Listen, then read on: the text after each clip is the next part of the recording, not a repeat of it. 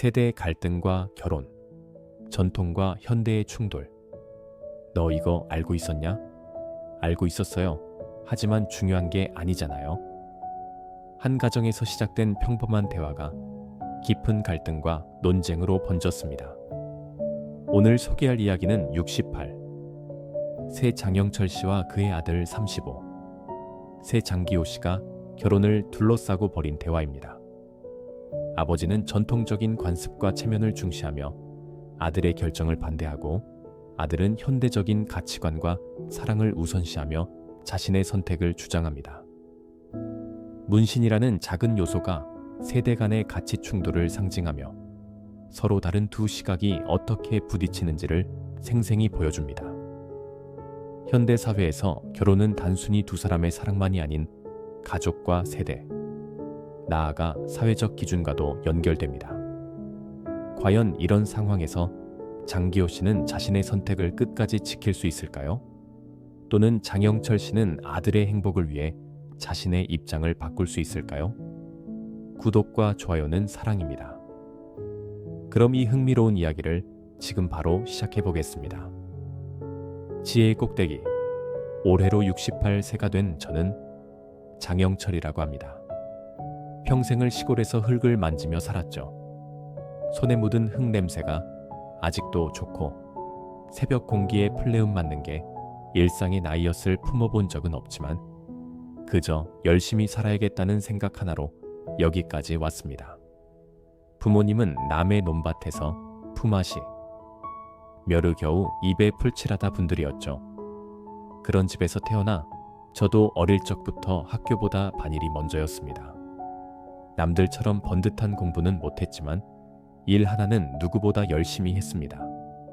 남의 땅에 이리저리 끌려다니다가도 겨우 땅 몇 평 사서 농사를 지으니 그게 그렇게 기쁠 수 없었어요. 이제 내 땅, 내 인생이다 생각하며 더 열심히 땅을 읽었죠. 그러다 30이 넘어서 아내를 만났습니다.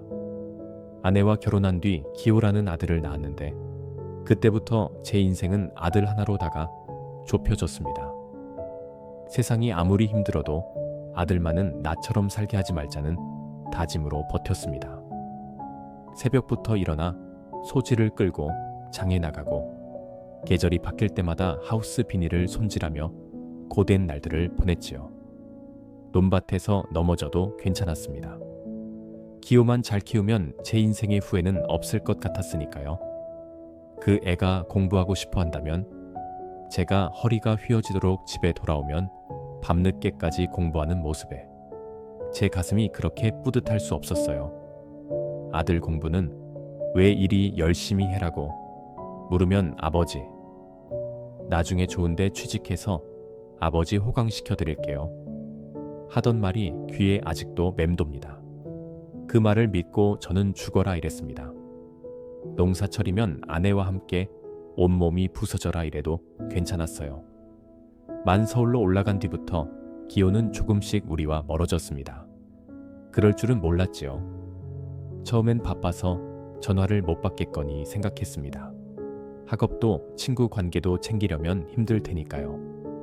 하지만 시간이 흐를수록 통화는 줄고 방문도 뜸해졌습니다. 명절에도 집에 오는 대신 친구들과 여행을 가겠다는 말을 듣는 순간 속이 상해 몇 날 몇 잠을 이루지 못했습니다. 하지만 티는 내지 않았어요. 그게 다 우리 아들 잘 되라고 참고 넘긴 거니까요.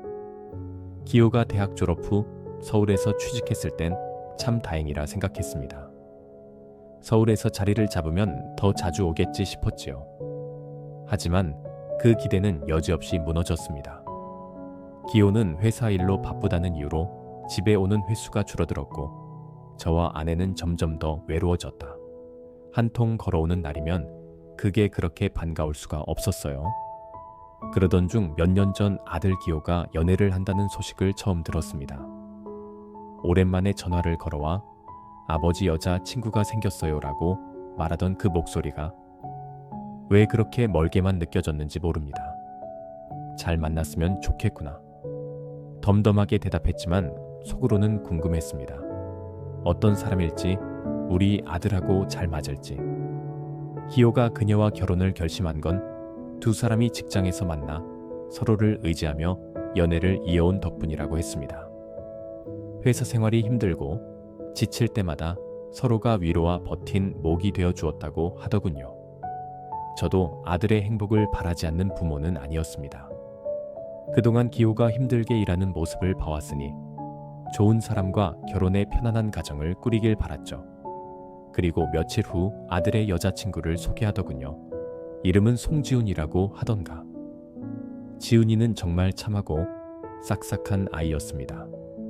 말투도 고맙고 밥상 하나 차리는 것도 예쁘게 하더군요. 처음 만났을 때부터 제 아내와 저는 마음에 쏙 들었습니다.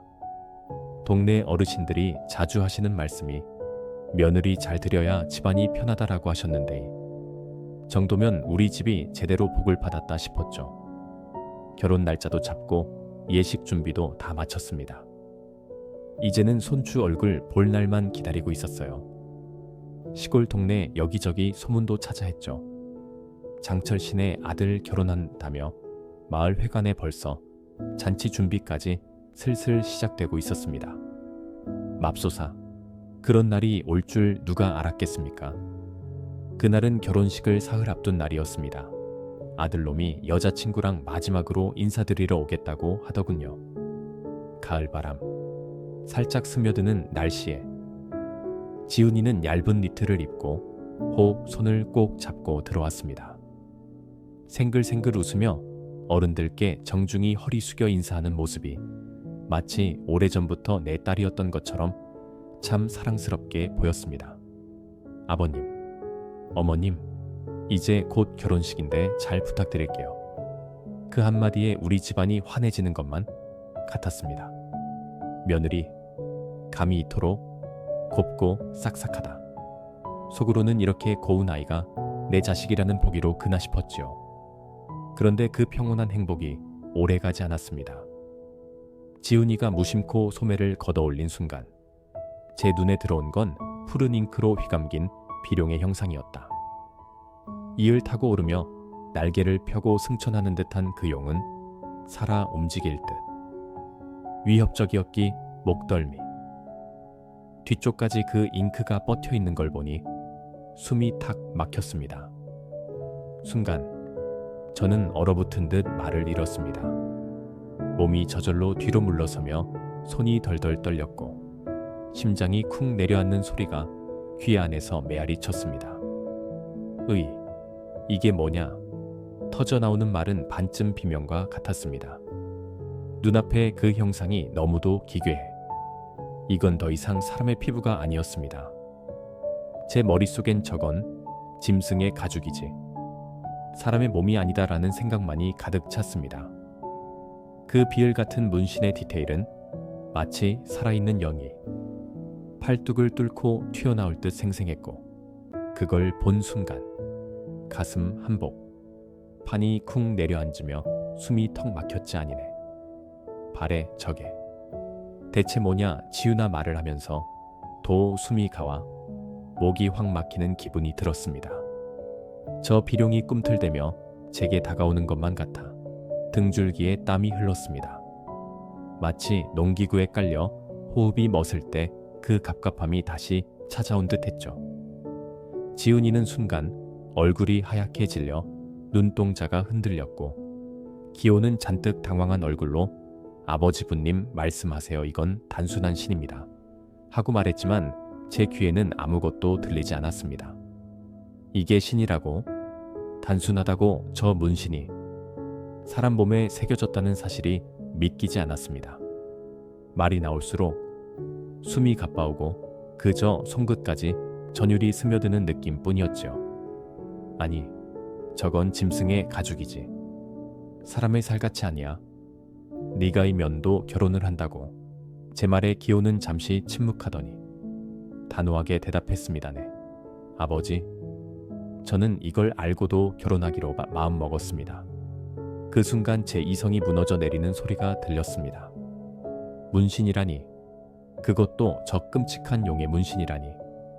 시골에서 사람의 겉모습을 중시하며 살아온 내 삶의 가치가 그 자리에서 무너지는 듯 했습니다.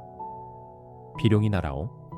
그 피부를 보는 순간 저 며느리 감히 결코 내 집의 사람이 될 수 없다는 확신이 가슴을 무겁게 짓누르며 머리가 하하해 아무 말도 할 수 없었습니다. 가슴 속에서 치밀어 오르는 분노와 당혹감에 온몸이 굳어버린 채 저는 그저 고개를 떨은 지훈이의 팔뚝을 또 한 번 쏘아 보았습니다. 그리고 속으로는 울부짖었습니다. 이건 사람의 피부가.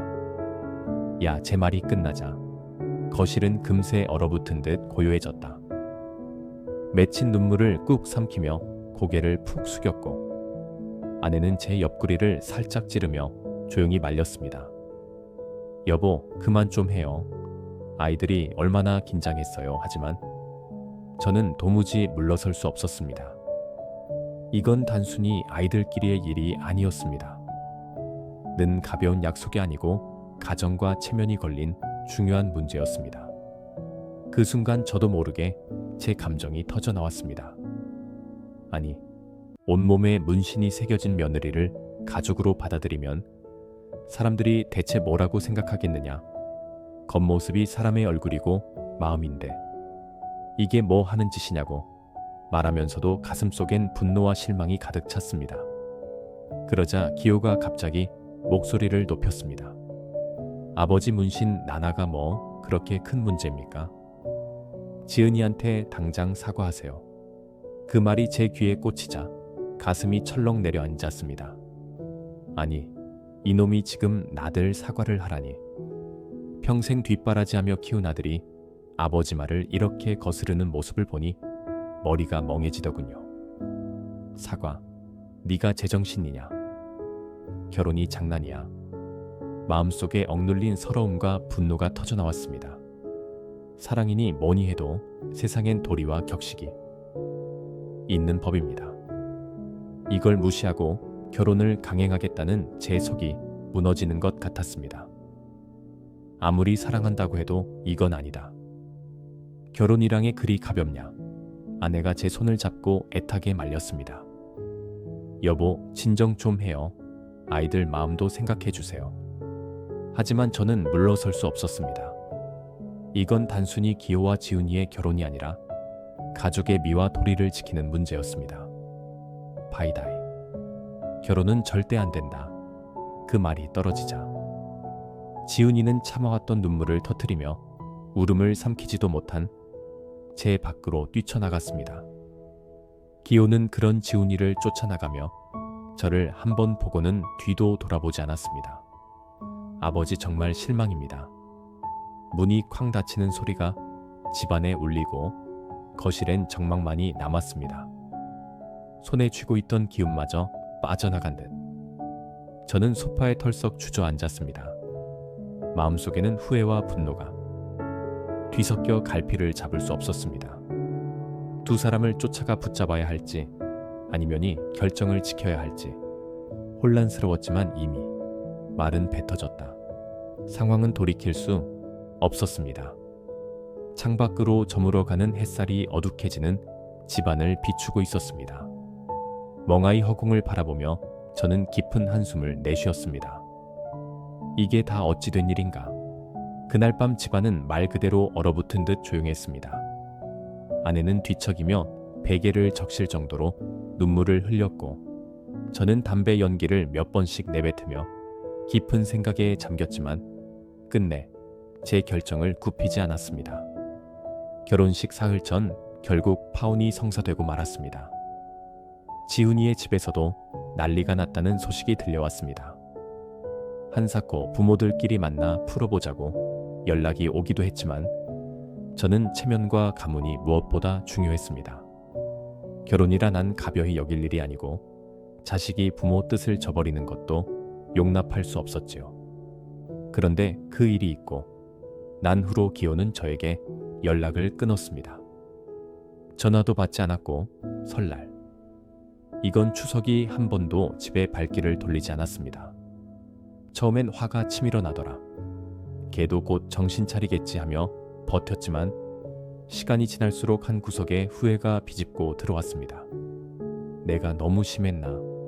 그날 기호의 말이 가끔씩 머릿속을 떠나질 않았습니다.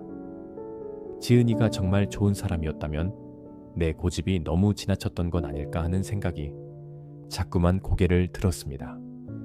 며칠씩 잠을 설치면서 저 혼자 자존심을 지키겠다고 끝까지 버텼던 게 후회되기 시작했지요. 그렇게 몇 달이 흘러 봄이 찾아왔습니다. 창밖으로 개나리가 노랗게 피어나는 걸 보니 괜스레 마음이 더 허전했을 뿐이니 길가에 핀 꽃들만 보아도 눈시울이 뜨거워지더니 한바탕 지나간 바람처럼 다 휘몰아쳐 버린 후에야 그 자리에 남은 건 텅 빈 마음과 회한뿐이었습니다. 저녁 밥상을 차리던 아내가 문득 혼잣말처럼 중얼대고 여보 기호는 괜찮을까요? 연락이라도 한번 해봐요. 그 말을 듣자마자 괜히 가슴이 덜컥 내려앉았습니다. 손이 전화기 위로 가다가도 다시 멈추고 한숨만 푹푹 내쉬기 일쑤였죠. 전화를 걸 용기가 나질 않았습니다.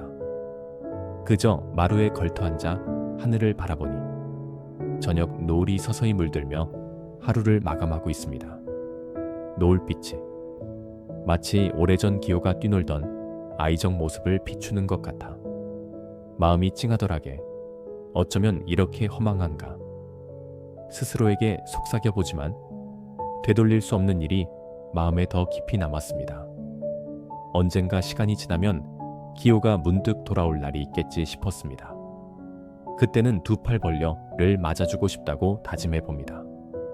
하지만 그 날이 오기 전까진 저는 이 쓸쓸한 노를 보며 오늘도 깊은 한숨을 내쉬는 게 전부일 겁니다. 삶이랑에 다 그런 거지. 그려 그렇게 스스로를 다독이며 노을 아래로 물드는 하늘을 한참 동안 바라보았습니다. 밖에선 바람이 잔잔하게 불고 골목 어에 누군가의 웃음소리가 리들려오는 것 같았습니다. 아무것도 아닌 듯. 그러나 그리운 것들로 가득 찬 하루가 그렇게 저물어가고 있었습니다. 구독자, 여러분 삶은 때로 우리가 원치 않는 방향으로 흘러가기도 합니다. 가까운 사람과의 갈등으로 마음이 찢어지고 후회가 남는 순간도 있지만 인생이란 결국 우리가 그 후회를 어떻게 살아가느냐는 결국 우리 마음에 달려 있습니다. 비록 돌이킬 수 없는 상황처럼 느껴질지라도 시간이 지나면 관계의 새로운 길이 열리기도 합니다. 중요한 것은 지금 이 순간을 살아가는 태도와 마음입니다. 후회 속에 머물기보다는 너무 늦기 전에 사랑하는 사람에게 먼저 손을 내밀어 보세요. 사랑과 용서는 후회를 넘어서 우리의 삶을 더욱 풍요롭고 따뜻하게 만드는 힘입니다. 삶은 늘 변하며 그 안에는 우리가 다시 시작할 수 있는 수많은 기회들이 숨어 있습니다. 그러니 마음의 무거운 짐을 내려놓고 지는 해처럼 어둠을 잠시 품더라도 다음 날의 밝은 아침을 기대하며 한 걸음씩 걸어가 보는 건 어떨까요? 여러분도 언젠가 마음속 깊이 간직했던 해가 다시 떠오르기를 진심으로 기원합니다. 우리는 때로는 멈추고 때로는 돌아보고 다시 앞으로 나아가는 과정 속에서 진정한 행복과 평화를 찾을 수 있습니다. 오늘의 이야기가 여러분에게 작은 위로와 용기를 전해드렸기를 바랍니다. 구독과 좋아요는 저희에게 큰 힘이 됩니다. 다음에도 더 나은 이야기로 여러분을 찾아뵙겠습니다. 함께 해주셔서 감사드립니다.